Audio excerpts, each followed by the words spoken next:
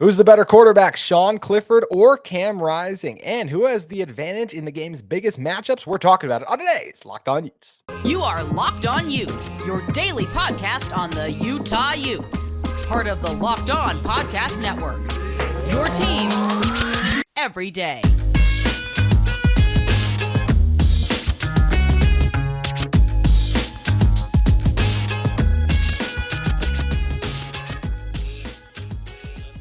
Hello, everyone, and thank you for making Locked On Utes your first listen every single day. We are available on all platforms, including YouTube. Today's episode is brought to you by LinkedIn Jobs. LinkedIn Jobs helps you find the qualified candidates you want to talk to faster. Post your job for free at linkedin.com/lockedoncollege. That's linkedin.com/lockedoncollege to post your job for free. Terms and conditions may apply. My name is JT Wistrcill, former intern inside the University of Utah Athletic Department. And on today's show, we're going to be breaking down who's a better quarterback, Cam Rising, Sean Clifford, as well as all the other fun matchups in this game and who has the edge on each side, if it is the Utes or the Nittany Lions. And in order to do that, we have a friend of the show joining us, and Dante Guardi of Ute Zone. And Dante, when we're talking about this game, I think, and so many games come down to it, right? You look at the quarterback matchup, and I do think this is a game too where I really do believe whichever quarterback plays better in this one, their team is going to win. We've seen that not always be the case in games. A lot of times it is, but I do feel like in this one in particular, really think whoever plays better is going to have the edge. And these are two really good quarterbacks. I'm going to say it right now, I think Cam Rising is slightly better. I'll give the reasons for why in a moment, but I think either of these guys is capable of having an outstanding Rose Bowl, and I'm excited to see them both go at it. Yeah, both these quarterbacks are decently experienced. Cam Rising has 20 plus starts under his belt now, and we know Sean Clifford's been there for, I think, 6 years. So he definitely has mastered that offense. He definitely knows the ins and outs of Penn State's roster. But I think you're right. I do think this is going to be a game that comes down to which quarterback plays better, because I'm expecting a fairly low scoring matchup. I think both these defenses are very good, and I think it's going to come down to one of the final possessions and which quarterback can make that game breaking play to elevate their team over the top. I'm with you. I do think Cam Rising is better than Sean Clifford, more talented than Sean Clifford, but Clifford totally is not a quarterback to just completely write off. He has talent. He's been there for plenty of years. They have a good wide receiver one in Mitch Tinsley. So, this is a talented offense, and their rushing attack does a really good job of opening the passing attack up. So if Utah's not able to stop the run, Sean Clifford can most definitely make an impact with his arm and put Penn State over the top. So I'm with you. This is going to be a really good game. It's totally going to come down to which quarterback can make more plays down the stretch to lead their team to a victory. And it's interesting, they're both without their favorite target. You mentioned what he's been able to do, but it was still Parker Washington for most of the year. He's not going to be in this one. For Utah, of course, Dalton Kincaid not going to be playing this one due to that injury, still be in attendance there sporting. But either way, both these guys down their top target. So it is interesting to see how they adjust. When you're talking about them, let's take a quick little scan at the numbers. So first, talk about Cam. He's thrown for over 2,939 yards on the season. 66% is the completion percentage. 25 touchdowns to 7 interceptions. Only been sacked 8 times too. Then if you compare that to Sean Clifford's numbers, Clifford's at 2,543 yards, 63% completion percentage, 22 touchdowns to 7 interceptions, but 14 sacks, which is not, obviously a lot of those are going to be on the offensive line, but to show you Clifford likes to hold on to the ball a little bit too. And I do think one of the things that gives Cam the advantage to me slightly in this game, and Sean Clifford can run and make some nice plays with his legs. Cam, in some of the biggest moments in Utah's season, has come up clutch with his legs. And I think Cam is going to be, look, we don't know if he's 100% healthy, I guess, but I think he's pretty dang close to it after this much time off. So I expect to see Cam in the quarterback running game really back inserted in this one for Utah, because it's been so successful that for them, anytime they need, what's your best play to get short yardage situations, it's been Cam running the ball, and I think he's going to do it. And you mentioned too, so why do I give Cam the slight edge? Because they have very similar numbers. It's because Cam has always come up in the biggest moments, I feel like. Yes, like look at a game like the Oregon game where he fell short, tossed 3 interceptions. You want to know who else tossed 3 interceptions in a big game? Sean Clifford against Ohio State, where he was abysmal in that one too. So they've both come up short. But then I look at performances like Cam had against USC the first time around, just one of the best performances we've ever seen from a Utah quarterback, and then an outstanding job by him in the Pac-12 championship game to put Utah in a position to make the Rose Bowl. So, and we know what he did last year in the Rose Bowl too. He was going up and down the field matching CJ Stroud for most of that game till he was taken out of it with injury. So I really do feel like the difference between these two guys for me is I think Cam in the biggest moments is a guy I trust a little bit more, because I've seen him perform and he's gotten it done in those stages and gotten Utah some huge wins and guided them to some things that Sean Clifford really hasn't. Yeah, and you look at that Ohio State game that Penn State played in, their best play on offense was a throw, but it was about a 5-yard throw straight to the sideline of Parker Washington, who made Ohio State's defense look like a junior varsity high school team. He's a very talented receiver. I think he's one of those players that we're going to look back at when he's in the NFL and be like, how did not many people know about this guy in college? Because he is a tremendous talent. He can do it all, and that's a really big loss for Penn State. But with Cameron Rising, I've always said his best trait is him being able to throw on the run. And while his rushing ability has kind of been hampered due to that injury that he had against USC, he's still been able to evacuate the pocket and make some really good throws on the run. I mean, you look at the throw that he made to Thomas Yasmin when he scored that touchdown in the Pac-12 championship game. That was on the run. That's what he does best. He does best at extending plays, keeping his eyes downfield, and hitting receivers in stride while he's on the run, while he's being chased down by a couple of defensive linemen. And I don't think that's what Sean Clifford has. He just simply isn't that mobile, and his pressure to sack rate isn't excruciatingly high. But when you look at the pressure to sack rates in college football, the second best quarterback is Cameron Rising, and he's only behind Michael Penix Jr. of Washington. And you look at those two players still, and I still think that Cameron Rising is a better play extender than Michael Penix Jr. is. Cameron Rising's best trait is his ability to throw on the run and his ability to create plays with his feet while also with his arm, and sometimes mixing them both together and hitting his receivers downfield. And I think that's what sets him over the top compared to Sean Clifford. Clifford has some good things about him. He doesn't do anything super poorly, but he doesn't have like that one trait that you look at and be like, dang, this guy is really dang good at that one thing. And that's what makes his team so much better. Penn State is a very talented roster. Yes. We already mentioned Parker Washington, who won't be playing. Mitchell Tinsley put up 1,200 yards, I believe, at Western Kentucky. I think it might have been 1,400 last season. And then they also have two very good running backs in Katron Allen and Nicholas Singleton, who are both freshmen and who have both really opened up this Penn State offense, because heading into the year, I was concerned about their rushing attack. I covered Penn State, and I said, I don't think that their rushing attack is going to be very good because we don't know how good these two freshmen are.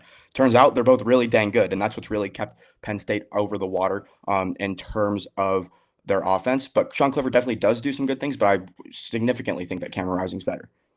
Yeah, I mean, you look at Clifford too. We talked about the sacks. It's another thing where if you do get pressure on him, just that ability to stay up. Cam Rising is so big because he can't shake those guys off him. He's tough between the tackles, the running thing. I think you broke it down perfectly there. And I think the other thing about Cam too is we already mentioned the top targets being out. I trust Cam without Dalton because, well, technically he didn't win the Oregon game, obviously lost the Oregon game. Technically, he didn't win the USC Pac-12 championship game without Dalton. Dalton made some plays, but that was not the Dalton Kincaid we'd seen all year. He was obviously very hurt, very hampered, and Cam did a great job spreading the wealth around, getting those other guys involved versus Parker Washington. You mentioned things like the Ohio State game where that was basically, it wasn't a great throw by Sean Clifford. It's Parker Washington making those game-changing plays like that. So I think that is going to be an interesting adjustment to him too. And you mentioned Mitchell and some of the things he's been able to do for them this season, but I really do feel like I trust Cam more without his top guy than I do Sean Clifford too, because of all the things you illustrated, his ability to run, the toughness inside the pocket, and the ability to get outside of it to extend some of those plays. And I trust his playmakers on the outside to do some things too. These are Utah receivers who are coming off some of their best games of the season in the Pac-12 championship game, and now they've just been sitting, waiting, foaming at the mouth for another opportunity to get back on the field. And I can't imagine how fired up all these guys are getting ready to go. And I think the last thing I'll talk about with Cam, I think Sean Clifford's a very good leader. When Kyle Whittingham is calling Cam Rising one of the best leaders he's ever had on his team, one of his teams, and he has over 20 years of coaching experience, obviously, I think I give Cam the edge in that department too. And just another reason I feel confident saying I'd like Cam on my side in this one if I'm either side. Yeah, and another thing to hit, while Clark Phillips is out, I absolutely love Zemiah Vaughn's matchup with Mitch Tinsley. Like, I think this is going to be the game where we look back at and be like, this is when we knew that Utah secondary was in good hands going into 2023, because I love Zemiah Vaughn. Everything about him is so great. He works hard. He was a walk-on quarterback, turned cornerback, 6'4". Kyle Whittingham said he's one of the fastest players on the team, and his ball skills have just gotten better tremendously as the season's progressed. I think that he is the cornerback one for this Utah team. And I think next year he's going to be an all Pac-12 first team corner. I think this is the perfect opportunity for him to display that against a good receiver, Mitch Tinsley, and a very good offense in Penn State. So I think that's another thing to look at. While also, though, Penn State secondary is incredibly good, and we'll get to that later, but their secondary is undoubtedly, in my opinion, a top 3 secondary in the nation. It's going to be a real emphasis for Utah to avoid those third and long situations, because this team does not allow any chunk plays. This is going to be a game where the quarterbacks are going to have to be very accurate, very decisive, because neither of these defenses are going to give an inch. It definitely feels that way, and it's going to be fun to see how it plays out. And we're going to break down more of the general matchups in this game in a second when we come back. But first, we got to tell you guys about our friends at LinkedIn Talent Solutions. These days, every new potential hire can feel like a high-stakes wager for your small business. You want to be 100% certain that you have access to the best qualified candidates available. That's why you have to check out LinkedIn Jobs. LinkedIn Jobs helps you find the right people for your team faster and for free. Make sure you guys go over and add your job to the purple hashtag hiring frame on your LinkedIn profile to spread the word that you're hiring. There are tons of great candidates out on LinkedIn ready to work. You can easily view their resumes and see their work experience, get in touch with their references, all available at LinkedIn Jobs. They have simple tools like screening questions that make it easy to focus on candidates with just the right skills and experience, so you can quickly prioritize who you'd like to interview and hire. That's why small businesses rate LinkedIn Jobs #1 in delivering quality hires versus leading competitors. LinkedIn Jobs helps you find the qualified candidates you want to talk to faster. Post your job for free at linkedin.com/lockedoncollege. That's linkedin.com/lockedoncollege. Post your job for free. Terms and conditions may apply. So, Dante, looking at some of the matchups in this game, let's start with, you already talked about how good this Penn State secondary is, even without Joey Porter Jr. That's the one thing I think that is kind of interesting about this game, is you do feel good about both. I feel good about Utah's secondary too. So you still feel good about both secondaries without their top corner. And for Utah, they still finished ranked at the top of the Pac-12 in total defense, in large part because of their secondary all season long. One of the things we've talked about all year is that, hey, even though when Utah was getting gashed for lots of yards in some of these games, guys are holding up for their allotted those 3 to 4 seconds you're supposed to in coverage. But then when you get to 5, 6, 7, it's like, what are you going to do after that? Because Utah couldn't get home earlier in the season. That obviously changed now. So, but first, looking at it from that Penn State secondary versus this Utah passing attack, like you said, I think you got to give a slight edge to Penn State because of the talent they have there, and Utah being without Dalton Kincaid. Devon Vele's status still kind of up in the air still. I think we still expect him to go out there, but what level of health is he going to be at? I think you got to give them the slight advantage, but I do think this is going to be a back and forth battle. I think that Utah is going to make some plays on this secondary. I don't think it's going to be a 60-yard bomb or something like that, but I think they are going to methodically move the ball and convert a few of those third downs. But just in general, I'm expecting a very different Rose Bowl from last year. I think this is going to be a lower scoring game. I see it getting into the 30s, but by no means are we setting offensive records in this one, because I feel good about both sides defenses. And when it comes to Utah's passing attack versus this Penn State secondary, I'm going to give the slight edge to that secondary. Yeah, most definitely. I mean, even without Joey Porter Jr. is like a huge loss. Like, I'm not going to sugarcoat it. Like, that is a huge loss, because you look at the game log, he was targeted 14 times in Penn State's first game. He had 8 pass breakups in a single game. And you look at it and go, oh, why did he only have 1 more for the rest of the season? Well, it's because he was only targeted more than 2 times in a game once. And in that game, he only allowed 1 reception. This guy literally shut down an entire half of the field for opposing offenses. So without him, the field's definitely going to be a little bit more open, but they still have some very good players. All their cornerbacks are allowing completion percentages under 50%. Neither of their safeties have allowed a play over 30 yards on the year, so they limit chunk plays. They allow very little separation. They're extremely athletic. Kalen King is a great corner. Johnny Dixon's a great corner. And then Jair Brown is an absolute beast at the safety position. He lines up all over the field. Very high football IQ player, always putting himself in the right position to make plays. So this, in my opinion, even without Joey Porter Jr., is by far the best secondary Utah's faced this season. And honestly, I can't think of a better secondary Utah's faced since joining the Pac-12. There might have been one from the earlier days, but I really think this Penn State secondary is as elite as it gets, and Utah's really going to have to be on their A game. Wide receivers are going to have to not drop the ball. Cam's going to have to be really decisive, really accurate on those shorter throws, because you cannot afford bad drops and getting into 3rd and long situations, because that is where this Penn State defense thrives at their best. High praised, but it's well earned for this Penn State secondary. So then we're looking at the Utah rushing attack has started to come on stronger later in the year with the emergence of Jaquindon Jackson. I feel like the offensive line has done a better job coming together and gelling a little bit too. I don't think it's a dominant rushing unit, I will say, and can't just run it on everyone. And look, this is a Penn State team that gives up just over 100 yards on the ground per game. But with Utah's offensive line playing better, I feel like this is another one that's going to be back and forth, but I look at a guy like Abdul Carter and what he's able to do in the front 7. He's an absolute force too. This is another one, as crazy as it sounds. I know it's Locked On Utes, but I feel like Penn State has the advantage in the front 7 battle. Then look at versus Utah's rushing attack as well, Dante.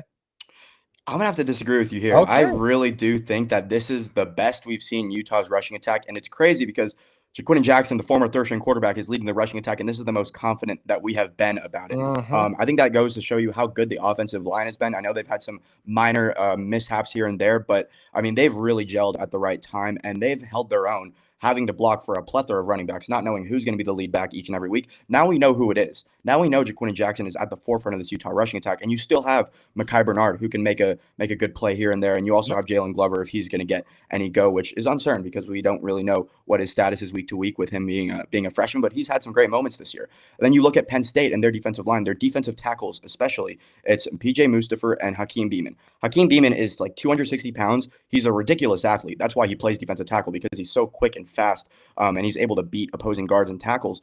But PJ Mustipher is really big, but he hasn't really been statistically there. I think their defensive tackles are their weakest link on their front seven. I think Utah's center and guards will be able to push them around a fair amount and create some holes up the middle. Sideline to sideline, however, not so much, because this Penn State linebacking corps is ridiculously deep. Their defensive ends are all very athletic. I think it's going to be really tough for Utah to get any yards on the outside. But when Utah just goes straight to ground and pound up the middle, I think that we will find a good amount of success. I think in the first half, both teams will kind of have their moments. Utah will have a good run. Penn State will have a nice stop. But as the game progresses, I mean, we've seen Utah be able to just wither down opponents. And I think it's going to be no exception here, because Penn State's defensive tackle duo is their room is just not very deep. It's only two guys. So I think as the game progresses, they're going to get more and more tired. And then you even look at their linebacking corps. Their two best linebackers, Kobe King and Abdul Carter. Abdul Carter's a fantastic player, by the way. He's going to be an All-American next season. He was honestly robbed of an All-American selection this year. He's an absolute stud. But they're still freshmen. They're still freshmen. And this is a Utah team that emphasizes creating fatigue within their opponents. And I think that's gonna be what happens here. I have Utah's rushing attack having an advantage over Penn State's front seven, but I'm not going to write Penn State's front seven off. They've had a very good year, but I do think that Utah will be able to wither them down and just create some punishing runs as the game progresses and win that matchup. And I think that's going to be one of Utah's biggest keys, because as I keep on mentioning, you don't want to get to third and long, because that secondary is lethal.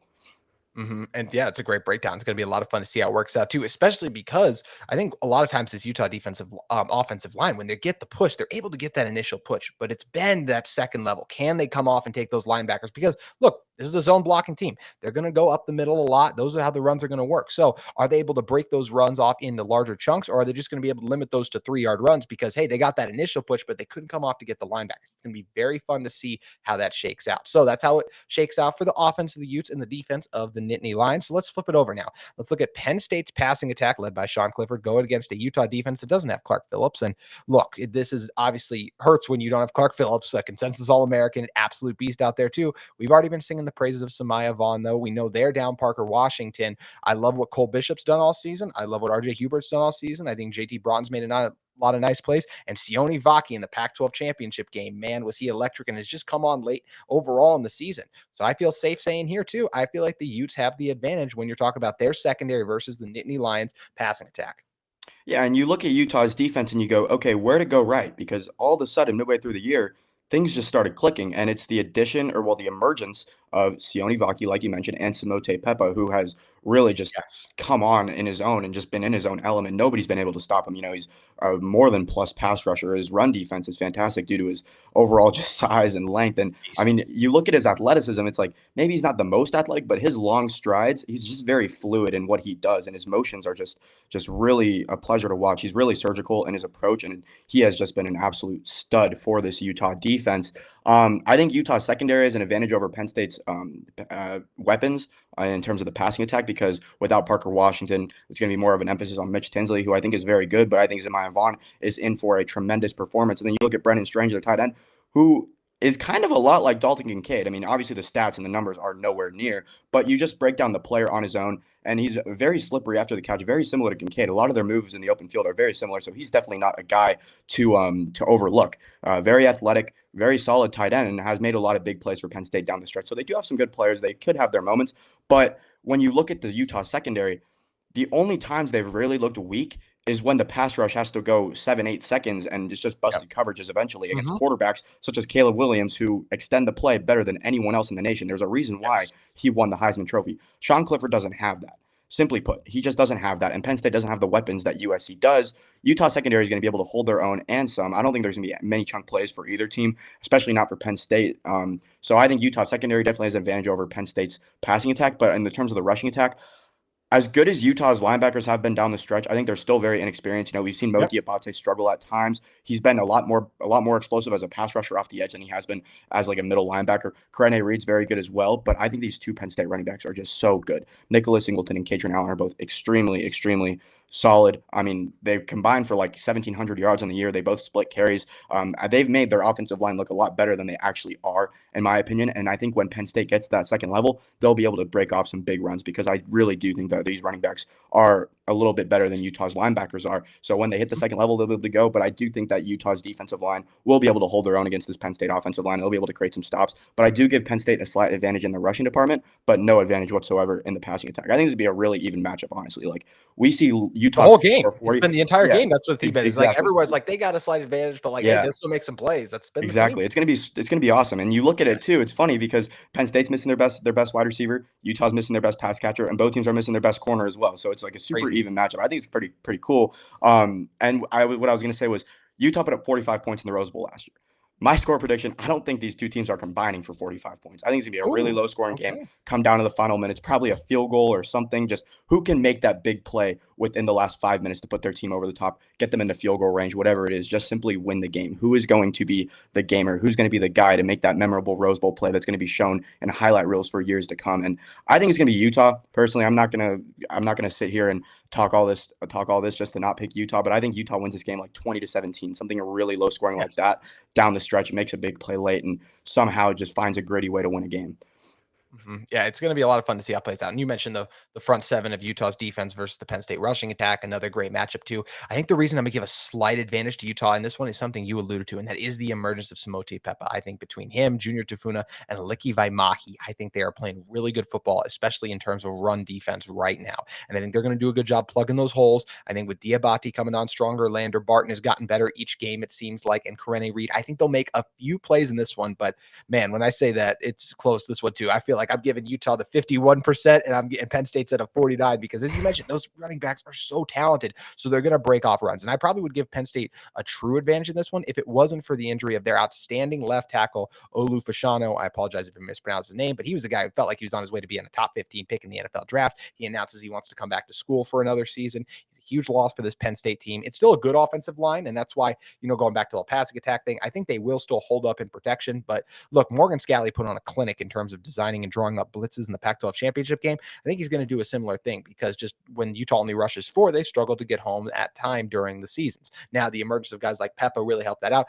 Diabate rushing a lot more. I want to see, if it's 3rd and long, we better see Diabate rushing. I'm going to say that right now. I've been talking about it a little bit this week, but man, I'm a huge fan of his. And I think when he can really get after it, leads his Utah team in sacks with 7. And I think if you look at the amount of his sacks in terms of how many times he's actually rushed the passer, I think it just kind of is one of those eye-popping numbers. Like, why wasn't this guy doing this early on? But either way, Utah's in this position in large part because of the contributions those guys have made. So yeah, I'll give the Utes a slight advantage in the rush, in containing Penn State's rushing attack. But look, every single one of these matchups has been extremely close, extremely even. And it's what makes this game so much fun to talk about and break down. And speaking of breaking down games, we're going to come back in and talk about our best big game bets. It's been a while, but when you get the college football playoff and a couple other big bowl games that are back, you got to talk about these ones. So we're going to come back in with Dante and talk about those in a moment. But first, we have got to tell you guys about the sponsor of our best big game bets segment in BetOnline.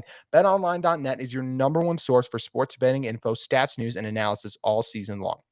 You get the latest odds, trends for every professional and amateur league out there, from pro football to college bowl season to basketball to even NBA and college basketball, NHL too. They've got it all available at BetOnline. They even have sports podcasts. So basically anything you need relating to sports, you can find it at BetOnline. They're the fastest and easiest way to get your betting info. Head to their website today or use your mobile device to learn more. BetOnline, where the game starts. So Dante, jumping into these exciting bowl action. We're recording this one earlier in the week. So by this point, all the Notre Dame, South Carolina would have played. Tennessee, Clemson would have played. So let's start it out with Alabama taking on Kansas State in this one. Bryce Young going to play. Will Anderson going to play. Something that I think is really cool to see these guys wanting to finish out their careers in college. Full respect to anyone who does opt out, but I'm just a fan of when you see great players in college, I want to see them as many opportunities as I can. So I'm excited to watch Alabama go at it with Kansas State in this top 10 matchup. So Alabama is favored by 6.5 in this one. And honestly, I'm going to take the Tide to win outright. I think this is going to be a dominant performance by Bryce Young.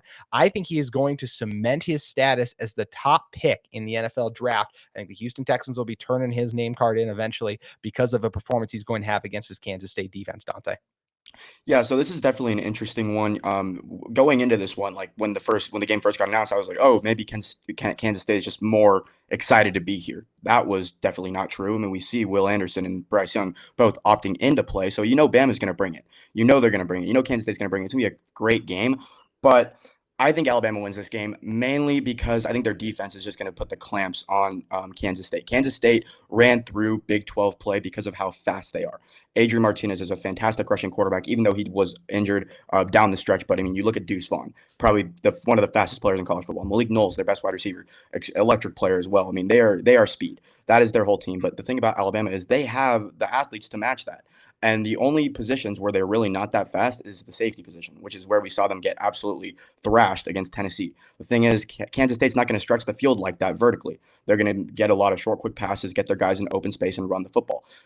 Alabama's linebackers are both very athletic. Jalen Moody, Henry TOTO. I'm not sure if one of them are opting out. I mean, they probably could if they wanted to. They're both great prospects. But if they're both playing, I really don't see Kansas State's rushing attack having their way like they have against teams in the past. Whereas I think Kansas State on defense will be able to get some stops. Their secondary is very good. Julius Brents is one of the more underrated cornerbacks in college football. And we've seen Alabama's wide receiving corps not look like Alabama receiving corps. So I do think it's going to be a low-scoring, close game, but I think Alabama does have the upper hand in the end. I'll say 24-17, something like that. Real low scoring. I think neither of these teams are going to have their way on offense. I think it's going to be a defensive slugfest that comes down to who makes a play at the end. Very similar to the Rose Bowl. And I mean, we all know what Bryce Young can do, extending plays with his legs outside of the pocket. He's just a tremendous talent. So I'm going to go with the Crimson Tide for sure. Moving on, then we have our first college football playoff game. It's TCU taking on Michigan. TCU had such an outstanding season, just kind of ended with a dud when they suffered that tough loss in the Big 12 championship game. But still, Max Duggan, what Coach Dykes has been able to do with this team all season long has been awesome. And then, of course, Coach Harbaugh in Michigan, 13-0, destroyed Ohio State even. They, of course, destroyed Purdue to get to this position. Michigan is favored by 7.5. I'll say this. I think TCU covers, but I do think the Wolverines find a way to get a win. And I think it's because of that offensive line. It's the first offensive line to ever win the Jim Moorhead Award 2 years in a row.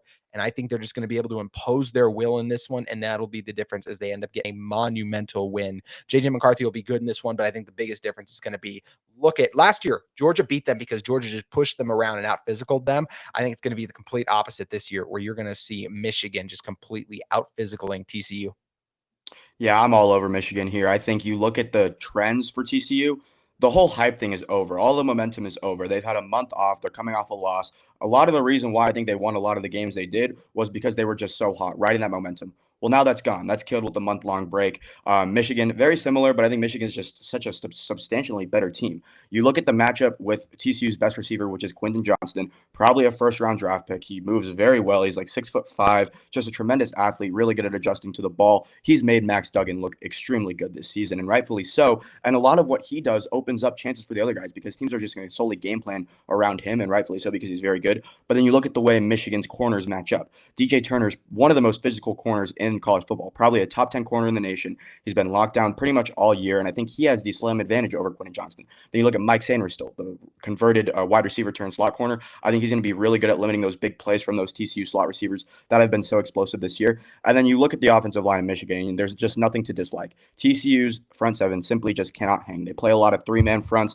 Michigan is going to run all over that, even without Blake Corum. You know, we've seen Donovan Edwards explode over the later half of the year. And then you look at their center, Oluwatimi, the transfer from Air Force and Virginia.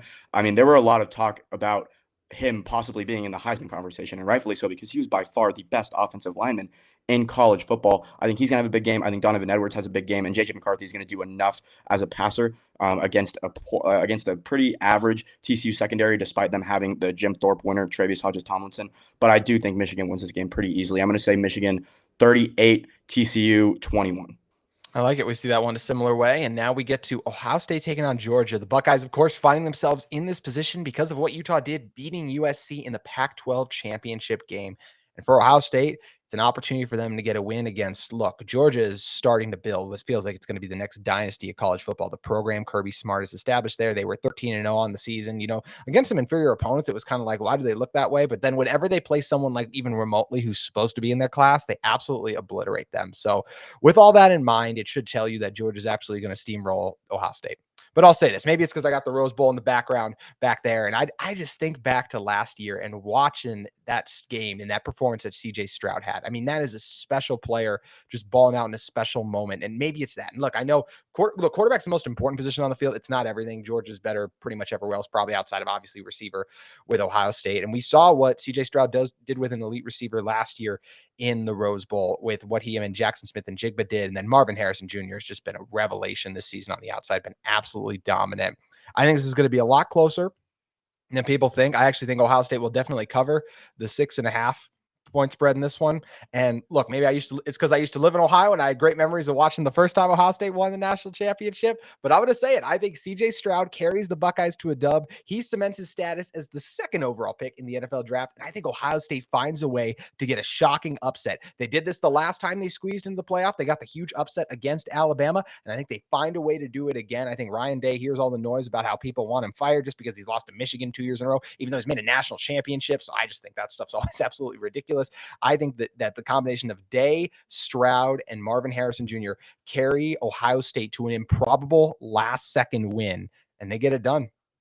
I love that. I actually love that prediction so much. And the spread might say 6.5, but honestly, I think this is very close. Like, it should, in my opinion, it should probably be even because both these teams are just so good. And I think for Ohio State's offense, in order to succeed against Georgia, you have to have a quarterback who can fit the ball into tight windows because they're very similar to Penn State in the back end. They do not give an inch. They will not give you an inch of separation. Your quarterback is going to have to be delivering dimes left and right.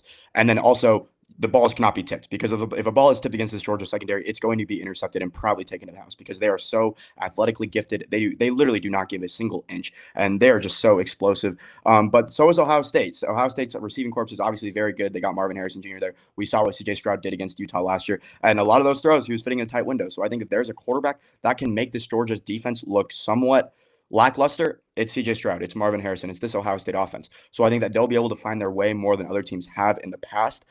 Therefore, they'll be scoring points more than anyone else ever has. But then you look at the defense for Ohio State, they're very disruptive. You know, they got some good defensive ends. Tommy Eichenberg is a good linebacker. JT Tuimoloau had that incredible game against Penn State, where he had, I think, 2 touchdowns and like 3 sacks or something like that. So they have a bunch of game records on their front seven who I think can fluster Stetson Bennett more than these other teams have. I think if there's a team that can make havoc in the backfield, it's Ohio State. So I think Ohio State does have a real path to victory here, but then you just look at the players for Georgia and it's like, how realistic is it that they'll be able to consistently win against them? And it's just not the case. You know, a lot of things are going to have to turn in Ohio State's way because Georgia is so sound fundamentally. They're so sound on offense. They didn't turn the ball over. They're very methodical in their approach, and they'll chew the clock. They'll be able to keep CJ Stroud off the field, I think, as much as they possibly want to. I think they'll be able to run the ball really well and open up that play action, which they've used to their advantage so many times this season with Ladd McConkey, with Brock Bowers. They have a surplus of weapons as well. So I think it's going to be a really close game. I think both teams are going to have their way because both teams do have a path to the victory here. But I'll say Georgia wins this game. Very close, though. Very close football game. I'll say 35-31, Georgia wins. I do like Ohio State to cover like you do. And I want them to win. I want the Buckeyes to win this game. I think it'll be super cool. I think it's a lot of fun. I love having parity, too. I think it's a lot of fun. And people are like, oh, Ohio State's won all these games before. Yeah, but it's been a while since they've won a national championship, at least. I mean, Georgia just won it last year. So I don't think it's bad if Ohio State wins it. Be awesome, too, of course, if TCU or Michigan could find a way to get it done. That's what makes the college football playoff so much fun. College football is so weird, too, how we just think about the last time we saw these teams. It's been almost a month, pretty much. That's been the case. It's the only sport that's like it. But it's going to be electric when they all meet up and match up on the field. Got 2 more to pick here in this one. And the first one we're going to talk about is Tulane taking on USC. Trojans got a bad taste in their mouth, of course. Tulane fired up to have an opportunity in the Goodyear Cotton Bowl Classic against USC. And look, maybe Lincoln Riley's team will be deflated. I want to say this quick. I don't buy at all the Broncos Lincoln Riley rumors. That seems totally out of left field, like just crazy stuff. I just can't. You don't leave after your first year like that. I would be absolutely flabbergasted if that was the case. I think the Trojans find a way to win this one, and I think they do it in convincing fashion. I think you see only the 2-point spread like that. I think they do win by 10 points in this one. I understand people are concerned about this USC team showing up, but I think they still want to punctuate the first year of Lincoln Riley's USC tender with a success. And I think a Pac-12 championship loss to a Utah team already leaves a bad taste in your mouth. I don't think this is going to be a double whammy where it's like we don't care about our bowl game, because I think Lincoln Riley and this team want to end it well, their final game of the season, and I think they're going to do it, Dante. So I think they cover that 2-point spread. Yeah, I agree with you here. I think it's going to be pretty close, though. You know, we've seen Tulane go up to bat against a very good Kansas State team. They won in Kansas State. So, I mean, this team is definitely no pushover, but then you just look at USC and it's like, they got Caleb Williams on their side, and that's the number one player in the nation. He's going to be able to extend plays, and USC is just so much athletically better than Tulane. I think early in the game, Tulane could make a splash, maybe go up like 14-0 or something like that, get a big turnover and turn into some points. But then as the game progresses, Caleb Williams is just going to take over. I see USC winning this game, but it's going to be pretty close. Both these teams, I think, want to be here. Tulane, especially because they're a group of five. Doesn't happen too often, especially for a program like that. But then with USC, they do want to cap off that good first year with Lincoln Riley, like you said. And the Denver Broncos rumors, as much as I don't believe they're true, the whole Cliff Kingsbury situation that they had there a couple of years ago, it kind of lingers in the back of my head. And I'm like, you know what? Maybe there is something there, but probably not, likely not. I do think USC wins this game. I'll say 38-35. Okay, so then it takes us to the granddaddy of them all. It takes us to the Rose Bowl. Looking at the line in this one, we've been talking about it, breaking it down all show long. Utah is favored by 2.5. I'm not going to give a score prediction. Look, you guys see the background. You see the name of this show. Of course, I'm taking the Utes to this one. Utes, I think, come in ready, motivated, hungry off of last year's defeat. It's why so many players came back, and this game was for an opportunity in the Rose Bowl, and I think they have a great one presenting themselves against Penn State. And I think the difference in this one is I think Sean Clifford makes one, maybe even two costly turnovers. Well, I think Cam has one of his best games of the season again. I think he's really accurate with the ball. I think he helps Utah move the ball down the field. I think it'll be a little higher scoring than what you had, Dante, but I do think overall we are in for an absolute thrilling contest in this one. And I think in the end, you could very well see Penn State pull it out, but I think Utes find a way to win a tight one. And I do think the Utes will cover that 3.5, though. I'll say that. I think it's a tight one, but a tight one can be by 7 points, and then Penn State's driving one touchdown in the game and ends up shaking out that way. So that's where it's going to be fun and interesting to shake out. I'll give a score prediction very soon, but for right now, I'm just going to stick with Utah covers. Yeah, so with this Rose Bowl game, it's going to come down to the last few minutes. I've been saying it all show, and I really do believe that because both these defenses are very sound, and it's going to be who runs the ball better and which quarterback can make that game-winning play, which team can be better on third down. Things like that are going to be what sways the pendulum in this matchup.